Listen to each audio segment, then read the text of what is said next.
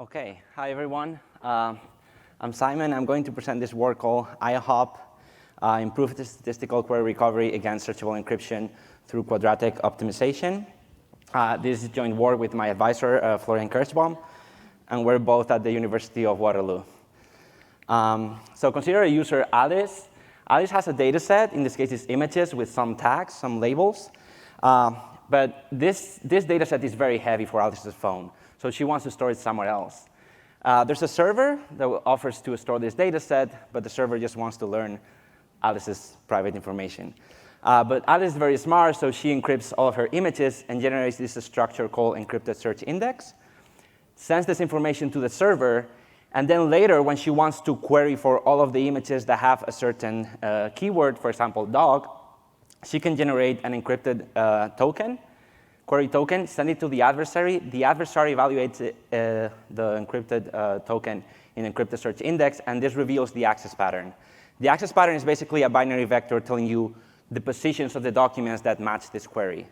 So in this case, it matches 3 documents. So the adversary simply returns these documents to Alice, who decrypts them.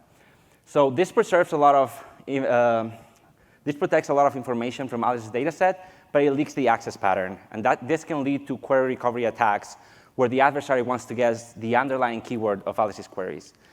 So in this work, we consider what are called statistical query recovery attacks.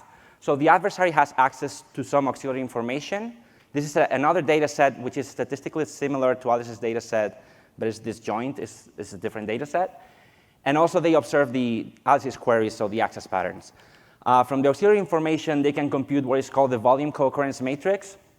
Here in the diagonal terms, we have how popular a keyword is in the adversary's data set. So for example, here, dog and cat are very popular keywords.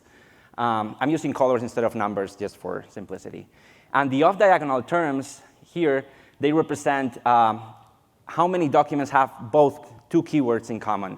So at the same time, sorry. So for example, in this case, most of the images with box also have cats in them. The adversary can compute a similar co-occurrence matrix with the access pattern, just doing like dot products. So they compute how many documents each query returns and how many documents 2 queries have in common.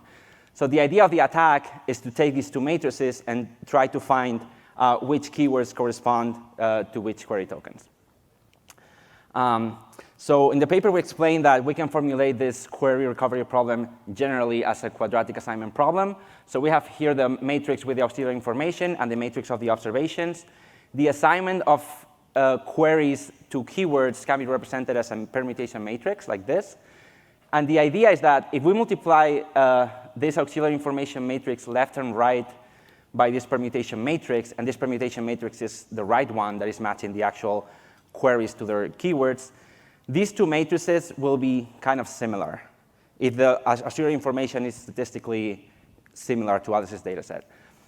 So for example, we could formulate an attack as let's find the permutation matrix P that minimizes the L2 distance between this matrix here on the left and this matrix in the middle. A general formulation of this problem, not for the L2 norm, but for any norm, looks like this. And this is called the quadratic assignment problem, and this is known to be NP-hard. Past query recovery attacks, statistical query recovery attacks, are particular cases of this problem, and they use suboptimal or like heuristic algorithms to reach a solution. Another way of solving this problem, which is also suboptimal, is to say, let's ignore all the off-diagonal terms, because this is too complicated, and let's just match the keywords and the queries using the diagonal terms. So here I'm writing the diagonal terms with the numbers, and here as well. And for example, let's say we want to minimize simply the absolute difference between them. So this matrix here in white is the absolute difference between each row, each column. So we can run an algorithm called the Hungarian algorithm that here for each row, it picks a column such that the sum of these numbers is minimized. And this gives us a permutation. But we can see that here we're assigning when Alice queried for cat, we're assigning that the keyword dog, because cat and dog have a very similar volume in the data set. So they're very easy. It's very hard for the attacker to tell them apart. The general formulation of this problem is like this. This is a linear assignment problem. It's very efficient to solve it. This is the computational cost where n is the total number of keywords, and m is the total number of distinct queries that Alice sent. And this is a work we presented in USENIX last year, a query recovery attack that it was a linear assignment problem. But as I said, there's a lot of wasted information because we're not using the off-diagonal terms here.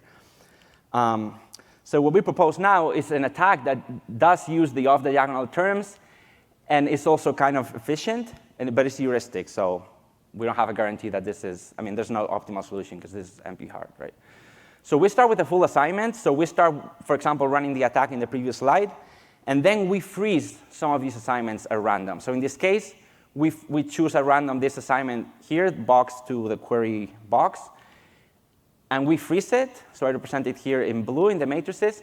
And then what we do is we solve a linear assignment problem, so the problem in the previous slide, for the remaining keywords and queries. So we ignore the off-diagonal terms. We write the diagonal terms here and here. But now we assume that the frozen assignments, the one in blue, that's like true information. So we can also put this information here when we compute this distance matrix. And in this case, for example, we see the 0.2 in blue here because the keyword cat and box, they have many images in common. And we see also the 0.2 here for the queries. So it makes sense to match this keyword to this query. So we solve this problem. We update the assignment, and then we update the full assignment, and we keep iterating. Like we freeze some assignments at random, and we keep going.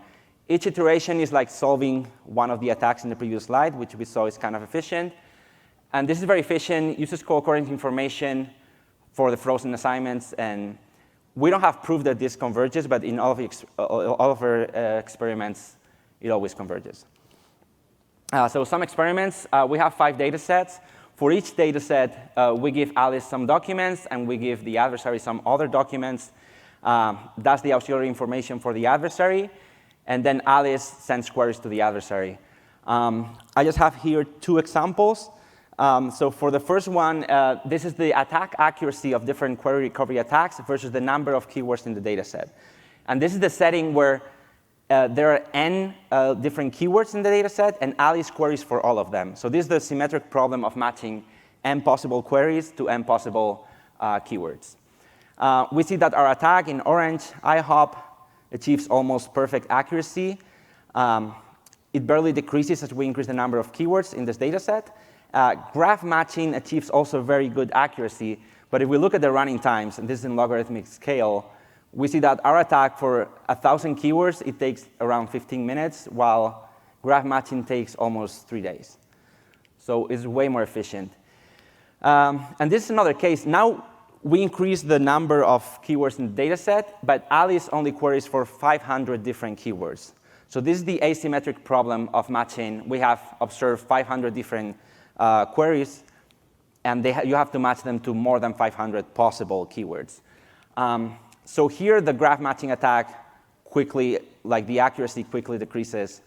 IHOP also decreases, but it's way, way better than all the other attacks. We have way more experiments in the paper, but I didn't have room here. Because I wanted to talk briefly about this, one of the things we do in the paper is we adapt our attack against this defense called Pancake. So in this setting, Alice's data set is like each document has a unique keyword. So for example, picture this as like a Wikipedia with 3 pages for dog, cat, and cow. And Alice sends queries for these keywords. And Alice's querying behavior could be like this, like sending independent queries, but with more probability she would query for dog, less probability for cat, and so on. Or it could be like dependent queries, like following some sort of like Markov process like this, like she queries for dog, and then she's more likely to query for cat after that, for example. If the adversary knows Alice's querying behavior, they can compute like the query frequency of these queries or the Markov matrix and run the attack and guess the underlying keywords of these queries.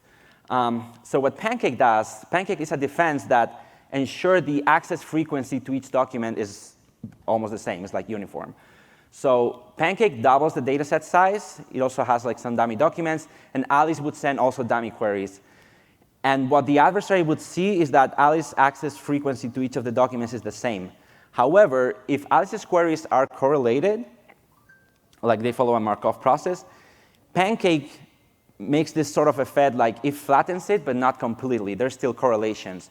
So if the adversary knows Alice's querying behavior, more or less, they can still run this attack.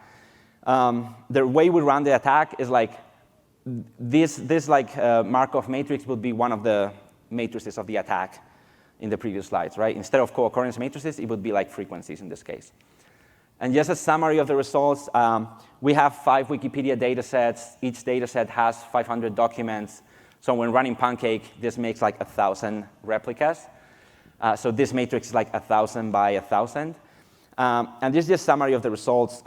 Here are the boxes. The 2 boxes on the left is when Alice does 100,000 queries. The ones on the right for 500,000 queries. The orange boxes is when Alice doesn't use Pancake. So here the accuracy is almost 1. And then Pancake reduces the attack accuracy a lot. So these boxes are made with points from different runs, but also from the 5 datasets that we have. So we see that for some runs or for some datasets, the attack accuracy can be very high, like even above like 80%. So Pancake is still very strong because Alice still needs to make a lot of queries. But depending on Alice's querying behavior, if the queries are correlated, Pancake might not be enough to protect against these attacks. OK, so just to summarize, we propose a new statistical query recovery attack that is faster than state-of-the-art attacks, gives more accuracy, and is flexible. And we show this by adapting it against Pancake. And in the paper, we also adapt it against other attacks. And this concludes the talk. I'm happy to take any questions.